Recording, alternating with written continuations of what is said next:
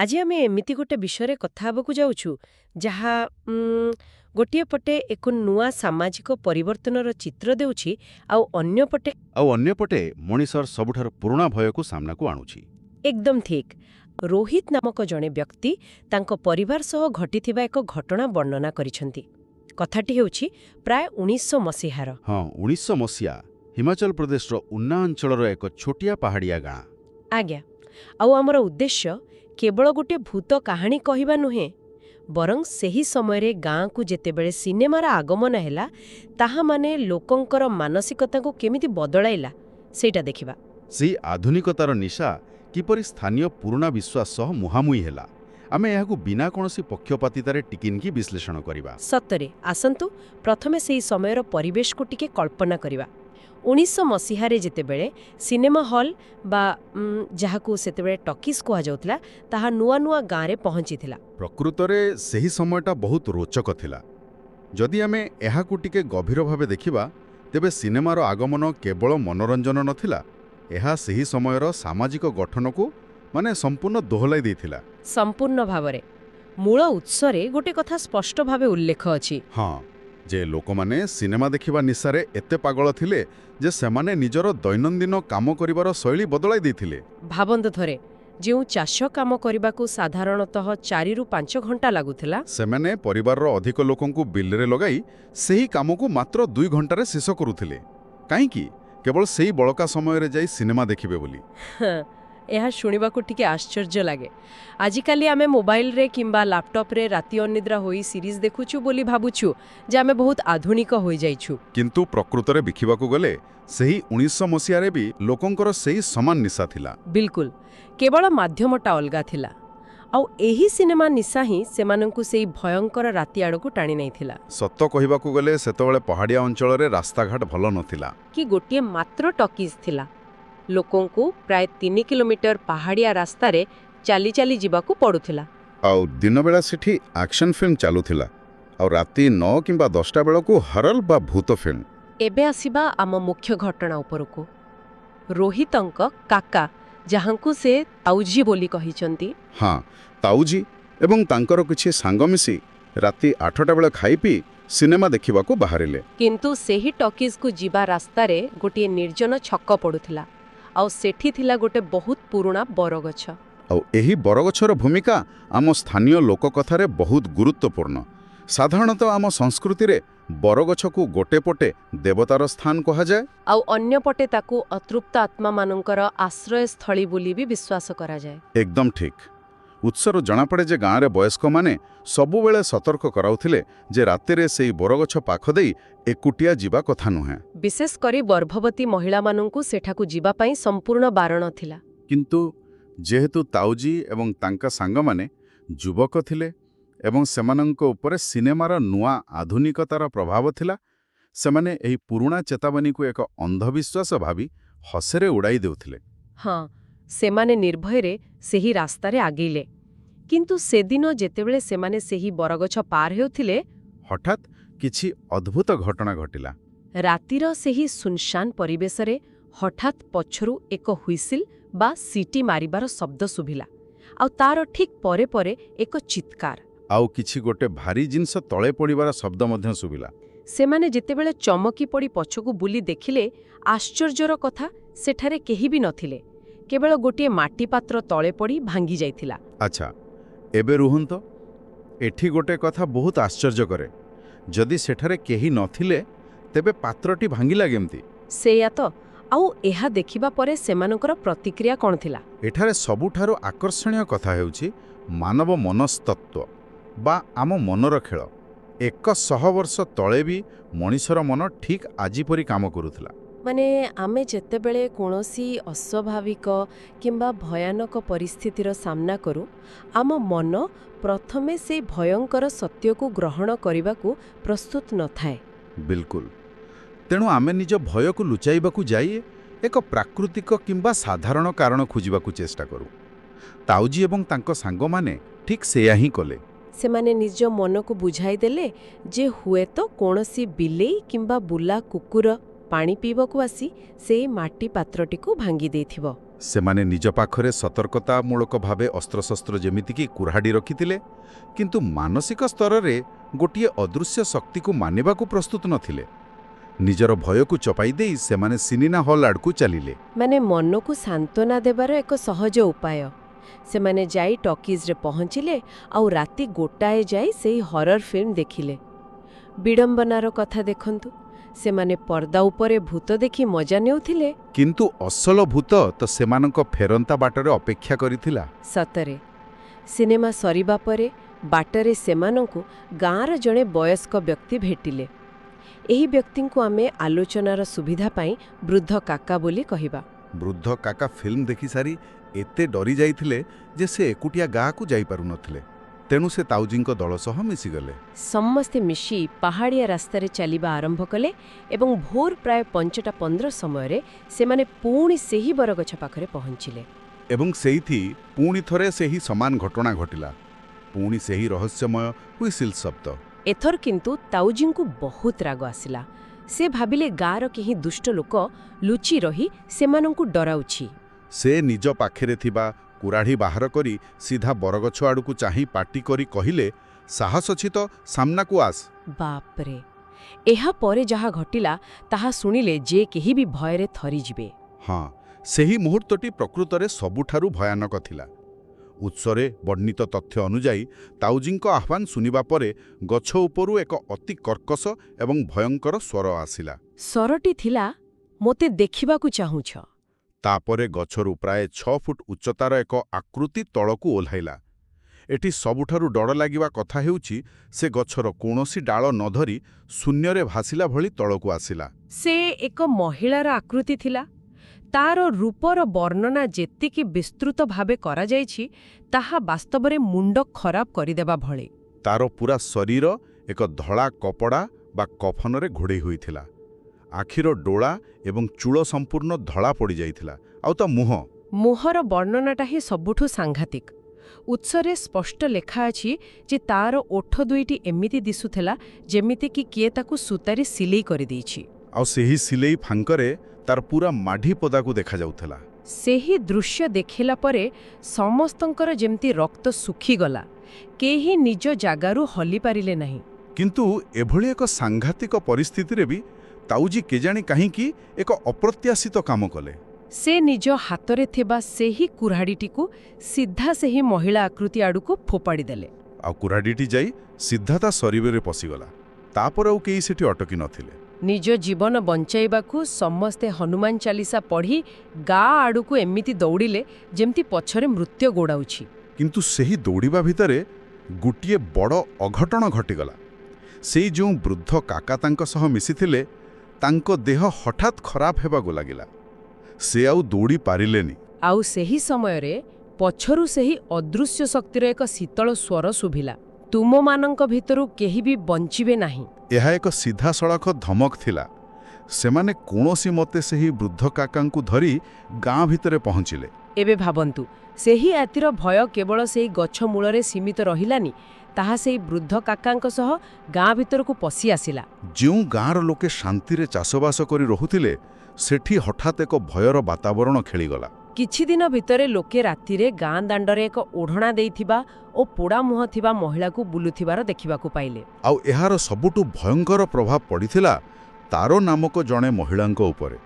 ଘଟଣାଟି ଥିଲା ଏମିତି, ଦିନେ ରାତି ଅଧରେ ତାରୋଙ୍କ ଗୃହପାଳିତ ପଶୁମାନେ ହଠାତ୍ ଅସ୍ୱାଭାବିକ ଭାବେ ଶବ୍ଦ କରିବାକୁ ଲାଗିଲେ। ତାର ବ୍ୟସ୍ତ ହୋଇ ବାହାରକୁ ଆସିଲେ।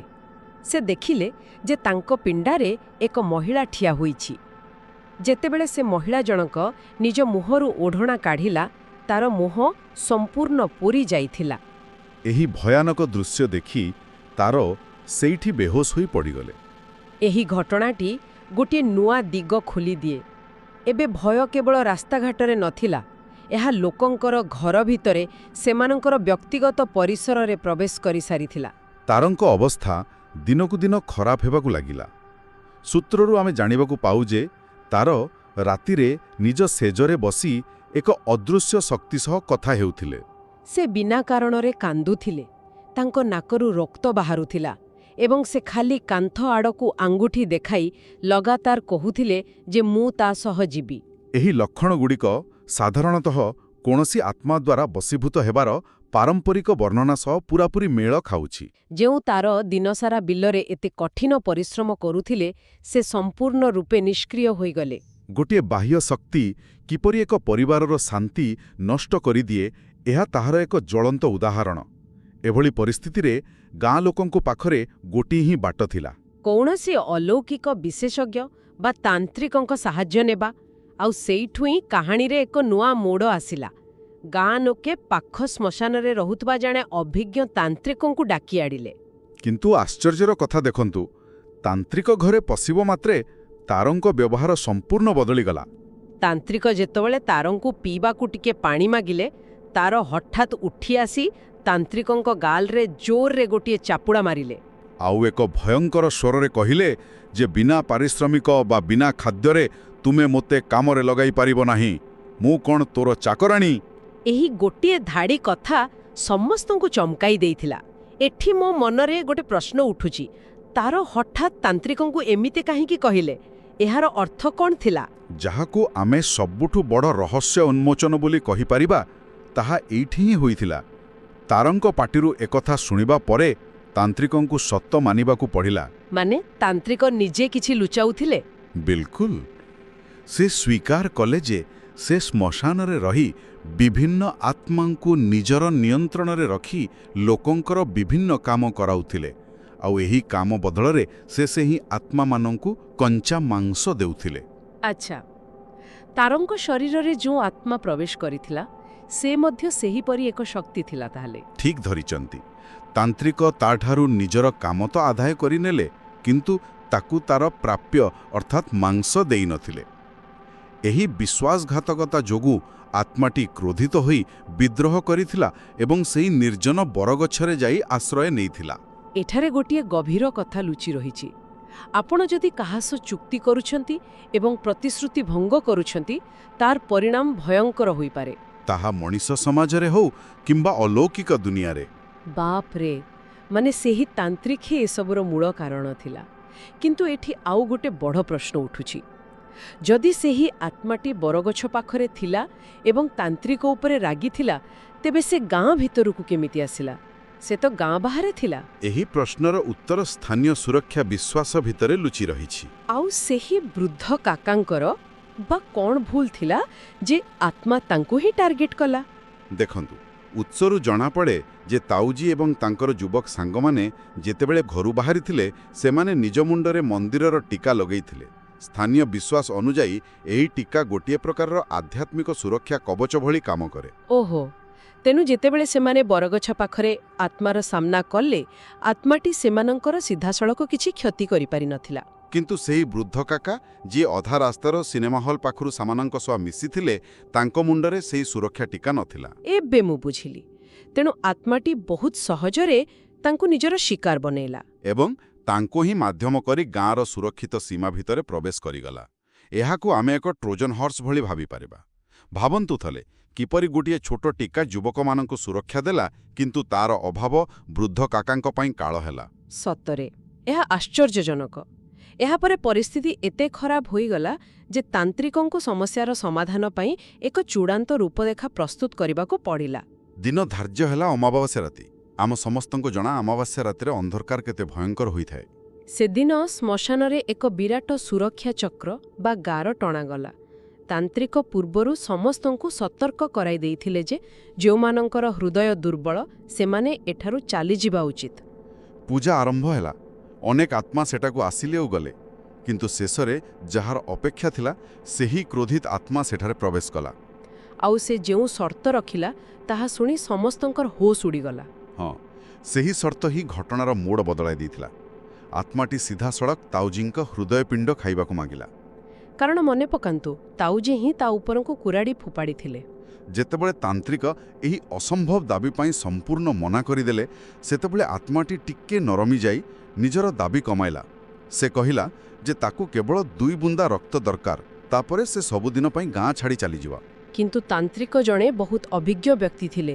ସେ ଜାଣିଥିଲେ ଯେ ଅଲୌକିକ ଦୁନିଆରେ କୌଣସି ବି ଜିନିଷ, ତାହା ଯେତେ ଛୋଟ ହେଉନା କାହିଁକି, ବିନା ମୂଲ୍ୟରେ ଆସେ ନାହିଁ। ଏହା ଏକ ଛଳନା ହୋଇପାରେ, ତେଣୁ ସେ 2 ବୁନ୍ଦା ରକ୍ତ ଦେବାକୁ ମଧ୍ୟ କଡ଼ା ଭାବରେ ମନା କରିଦେଲେ ଏବଂ ଠିକ୍ ଏଇଠାରେ ହିଁ ମଣିଷର ଅଧୈର୍ଯ୍ୟପଣ ଏକ ମାରାତ୍ମକ ଭୁଲ ସୃଷ୍ଟି କଲା। ଏଇଠି ହିଁ ତାଉଜୀ ସବୁଠୁ ବଡ଼ ଭୁଲ କରିଦେଲେ। ଏହା ଖୁବ୍ ଦୁଃଖଦାୟକ ଥିଲା। ତାଉଜୀ ଭାବିଲେ ଯେ ଯଦି କେବଳ 2 ବୁନ୍ଦା ରକ୍ତ ଦେଲେ ଗାଁ ଏହି ବିପଦରୁ ମୁକ୍ତ ହୋଇଯିବ, ତେବେ ଅସୁବିଧା କେଉଁଠି? ଏତେ ଲୋକଙ୍କ ଜୀବନ ବଞ୍ଚିଯିବ। ସେ ନିଜର ଧୈର୍ଯ୍ୟ ହରାଇ ବସିଲେ। ସେ ତାନ୍ତ୍ରିକଙ୍କ କଳାବାରଣ ସତ୍ତ୍ୱେ ନିଜ ଆଙ୍ଗୁଠିରେ ଏକ କଣ୍ଟା ଫୋଡ଼ି ରକ୍ତ ବାହାର କଲେ ଏବଂ ସେହି ରକ୍ତ ଦେବା ପାଇଁ ସୁରକ୍ଷା ଚକ୍ରରୁ ଗୋଟିଏ ପାଦ ବାହାରକୁ କାଢ଼ିଲେ। ବାସ୍, ସେତିକି ହିଁ ଯଥେଷ୍ଟ ଥିଲା ସେହି ଆତ୍ମା ପାଇଁ। ମୁହୂର୍ତ୍ତକ ଭିତରେ ଆଖି ପିଛୁଳାକେ ଆତ୍ମା ତାଙ୍କୁ ଟାଣି ନେଇ ଏକ ବୁଦା ଭିତରକୁ ଚାଲିଗଲା। କେହି କିଛି ବୁଝିବା ଆଗରୁ ସବୁ ଶେଷ। ସେ ତାଙ୍କୁ ସେଇଠି ମାରିଦେଲା। ଏହା ମଣିଷର ଆବେଗ ଏବଂ ଅଲୌକିକ ଛଳନାର ଏକ କରୁଣ ପରିଣତି ଥିଲା। ତାନ୍ତ୍ରିକ ନିଜ ପୂଜା ଶେଷ କଲେ ଏବଂ ଯେମିତି କଥା ଥିଲା, ଆତ୍ମାଟି ସବୁଦିନ ପାଇଁ ସେହି ଗାଁ ଛାଡ଼ି ଚାଲିଗଲା ସତ, କିନ୍ତୁ ଏଥିପାଇଁ ଗାଁକୁ ଏକ ବଡ଼ ମୂଲ୍ୟ ଦେବାକୁ ପଡ଼ିଲା। ତାଉଜୀ ନିଜ ଜୀବନ ଦେଇ ସେହି ଗାଁ ପାଇଁ ଜଣେ ବଳିଦାନୀ ନାୟକ ସାଜିଲେ। ଶେଷରେ ଏହି ତଥ୍ୟ ମଧ୍ୟ ସାମ୍ନାକୁ ଆସିଲା ଯେ ସେହି ଆତ୍ମାଟି ପ୍ରକୃତରେ ପାଖ ଗାଁର ଜଣେ ମହିଳାର ଥିଲା। ସେ ପାରିବାରିକ କଳହରୁ ଅଶାନ୍ତି ହୋଇ ମୃତ୍ୟୁବରଣ କରିଥିଲା ଏବଂ ସବୁଠୁ ବଡ଼ କଥା ହେଲା, ତାର ଶେଷକୃତ୍ୟ ଠିକ୍ ଭାବରେ କରାଯାଇନଥିଲା। ମାନେ ଯଦି ଆମେ ଏହି ପୁରା ଘଟଣାକୁ ଏକାଠି କରି ଦେଖିବା, ତେବେ ଏହା ଆମକୁ ଅନେକ କିଛି ଶିଖାଉଛି। ପ୍ରଥମତଃ ଏହା ହେଉଛି ଆଧୁନିକତା ଏବଂ ପୁରାତନ ବିଶ୍ୱାସ ମଧ୍ୟରେ ଏକ ସଂଘର୍ଷ। ସେମାନେ ନୂଆ ସିନେମା ହଲ୍ରେ ବସି ହରର ଫିଲ୍ମ ଦେଖିବାର ଉତ୍ସାହରେ ପୁରୁଣା ଚେତାବନୀକୁ ଭୁଲିଗଲେ। ଦ୍ୱିତୀୟରେ, ମଣିଷର ଟିକିଏ ମାତ୍ର ଅଧୈର୍ଯ୍ୟପଣ। ତାଉଜୀଙ୍କର ସେହି 2 ବୁନ୍ଦା ରକ୍ତ ଦେବାର ତରତରପଣ କିପରି ତାଙ୍କ ପାଇଁ କାଳ ହେଲା? ଯଦି ସେ ତାନ୍ତ୍ରିକଙ୍କ କଥା ମାନିଥାନ୍ତେ, ହୁଏତ ବଞ୍ଚି ଯାଇଥାନ୍ତେ। ଏକଦମ ନିର୍ଭୁଲ ବିଶ୍ଳେଷଣ। ଏବଂ ଏଥିରେ ତୃତୀୟ ତଥା ସବୁଠୁ ଗୁରୁତ୍ୱପୂର୍ଣ୍ଣ ଦିଗଟି ହେଉଛି ଅସମାପ୍ତ କାର୍ଯ୍ୟ, ଯାହାକୁ ଆମେ ଇଂରାଜୀରେ ଅନଫିନିଶ୍ଡ ବିଜନେସ୍ କହୁ। ଦେଖନ୍ତୁ, ସେହି ମହିଳାର ଶେଷକୃତ୍ୟ ଠିକ୍ ଭାବେ ନ ହେବା ଗୋଟିଏ ଅସମାପ୍ତ କାର୍ଯ୍ୟ ଥିଲା। ଆପରେ ତାନ୍ତ୍ରିକ ତାଠାରୁ କାମ ଆଦାୟ କରି ତାକୁ ତାର ପ୍ରାପ୍ୟ ନ ଦେବା ମଧ୍ୟ ଆଉ ଏକ ଅସମାପ୍ତ କାର୍ଯ୍ୟ ଥିଲା। ଏହି ଅସମାପ୍ତ କାର୍ଯ୍ୟଗୁଡ଼ିକ ଏକାଠି ମିଶି ଏମିତି ଏକ ବିନାଶକାରୀ ରୂପ ନେଲା ଯେ ତାହା ଗୋଟିଏ ପୁରା ଗାଁର ଶାନ୍ତି ନଷ୍ଟ କରିଦେଲା ଏବଂ ଜଣଙ୍କର ଜୀବନ ନେଇଗଲା। ଏହା ଆମକୁ ଚିନ୍ତା କରିବାକୁ ବାଧ୍ୟ କରେ ଯେ ବାସ୍ତବ ଜୀବନରେ ମଧ୍ୟ ଯେତେବେଳେ ଆମେ କାହା ପ୍ରତି ଅନ୍ୟାୟ କରୁ କିମ୍ବା ଆମର ଦାୟିତ୍ୱ ଅଧାରୁ ଛାଡ଼ି ଦିଉ, ତାହା କେବେ ନା କେବେ କୌଣସି ନା କୌଣସି ରୂପରେ ଫେରିଆସେ। ବାସ୍ତବରେ ଏହି ସବୁ ଦିଗଗୁଡ଼ିକ ଗଭୀର ଚିନ୍ତାର ବିଷୟ। ଏହା କେବଳ ଏକ 1900 ମସିହାର କାହାଣୀ ହୋଇ ରହିଯାଉନାହିଁ, ବରଂ ଆଜିର ସମୟ ପାଇଁ ମଧ୍ୟ ଏକ ଦର୍ପଣ ସାଜୁଛି। ଆଜିକାଲି ଆମେ ସମସ୍ତେ ସୁରକ୍ଷିତ ଭାବେ ନିଜ ଘରେ, ଟିଭି ସ୍କ୍ରିନ୍ରେ କିମ୍ବା ସିନେମା ହଲ୍ରେ ବସି ହରର ଫିଲ୍ମ ଦେଖୁଛୁ, ଆଉ ସେହି ଡରକୁ ଖୁବ୍ ଉପଭୋଗ କରୁଛୁ। କିନ୍ତୁ ଆଜିର ଏହି ଆଲୋଚନା ଶେଷରେ ମୁଁ ଗୋଟିଏ ଚିନ୍ତାଜନକ ପ୍ରଶ୍ନ ଛାଡ଼ିଯିବାକୁ ଚାହୁଁଛି। ଯେତେବେଳେ ପ୍ରକୃତ ଜୀବନରେ ଲୋକକଥା ଆଉ ବାସ୍ତବତା ମଧ୍ୟରେ ଥିବା ସେହି ପତଳ ସୀମାରେଖାଟି ଅସ୍ପଷ୍ଟ ହୋଇଯାଏ, ସେତେବେଳେ କ'ଣ ହୁଏ? ଯେତେବେଳେ ପରଦାର ଭୂତ ବାସ୍ତବତାରେ ସାମ୍ନାକୁ ଆସେ, ସେତେବେଳେ ଆମର ଆଧୁନିକତା କ'ଣ ଆମକୁ ରକ୍ଷା କରିପାରିବ? ଏବଂ ସବୁଠାରୁ ବଡ଼ କଥା ହେଲା, ଏଇ ଯେଉଁ ଭୟ, ଏହା କ'ଣ ସତରେ ବାହାର ଦୁନିଆରୁ କୌଣସି ବରଗଛ ମୂଳରୁ ଆସେ? ନା, ଆମ ନିଜ ମନ ଆଖପାଖରେ ଅନ୍ଧାରରେ ଆମ ନିଜ ଅପରାଧବୋଧ ଆଉ ଅସମାପ୍ତ କାର୍ଯ୍ୟ ଭିତରେ ହିଁ ନିଜ ପାଇଁ କାହାଣୀ ସୃଷ୍ଟି କରେ। ଏହା ଉପରେ ଆମ ସମସ୍ତଙ୍କୁ ନିଶ୍ଚୟ ଚିନ୍ତା କରିବାକୁ ପଡ଼ିବ। ଆଜିର ଏହି ଗଭୀର ଆଲୋଚନାରେ ଆମ ସହ ଯୋଡ଼ି ହୋଇଥିବାରୁ ଧନ୍ୟବାଦ।